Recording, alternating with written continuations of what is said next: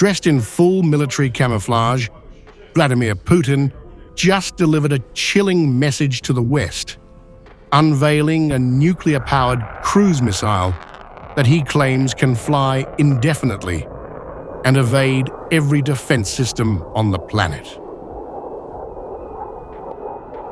In addition, this week, the Russian armed forces conducted training of strategic offensive forces, during which all three components of the strategic nuclear forces of the Russian Federation were tested.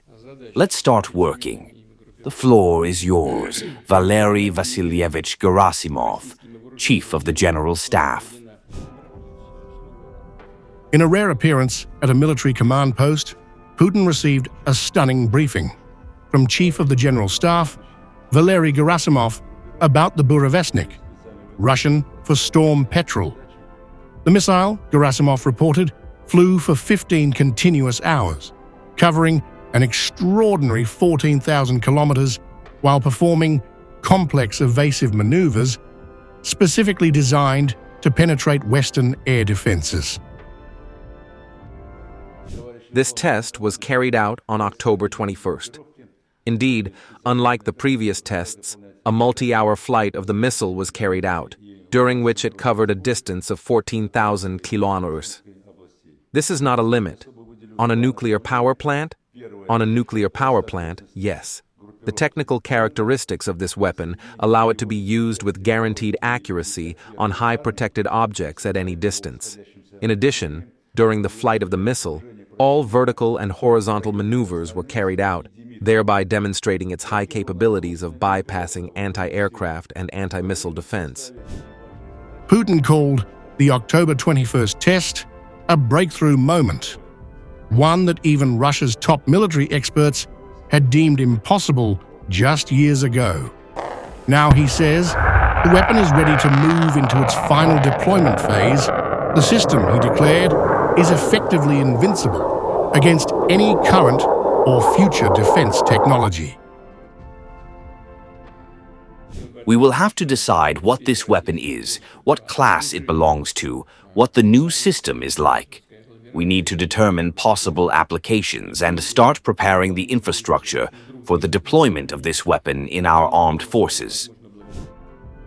The Burevestnik, designated by NATO as SSC-X-9 Skyfall, represents a paradigm shift in nuclear weapons design. Its nuclear propulsion system means it doesn't rely on traditional fuel, giving it theoretically unlimited range and the ability to loiter, change course unpredictably, and strike from directions defenses aren't designed to counter. But Putin's announcement wasn't only about future threats.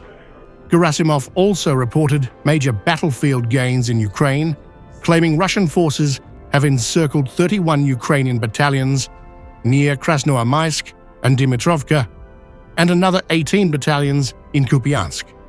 Russian commanders say they've also advanced deep into Dnipropetrovsk and Zaporizhia regions. In the last 2 weeks, the northern troops have successfully advanced in the southern part of Volchansk. To date, more than 70% of the city has been liberated.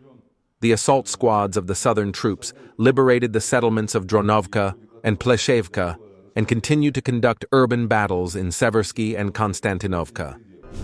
Putin praised his forces for what he called heroic actions, but also issued explicit orders: minimize casualties, protect civilians, and treat captured Ukrainian soldiers humanely under international law. It was a carefully calibrated message, projecting both strength and restraint. As for the enemy in the regions you have just mentioned, there is no doubt that the enemy will try to unblock their groups from the outside and from the inside, to unblock them directly and to create conditions for this unblocking with the help of actions in the nearby regions. Western defense analysts are now scrambling to assess the implications. If Russia's claims are accurate, the Burevestnik fundamentally undermines NATO's multi-billion-dollar missile defense architecture, a shield designed to intercept ballistic missiles, not unpredictable low-flying cruise missiles with unlimited endurance. With the Burevestnik edging closer to operational deployment and Russian forces claiming sweeping advances on the ground, Moscow's message is unmistakable. Its nuclear deterrent isn't just intact. It may be generations ahead of anything the West can counter.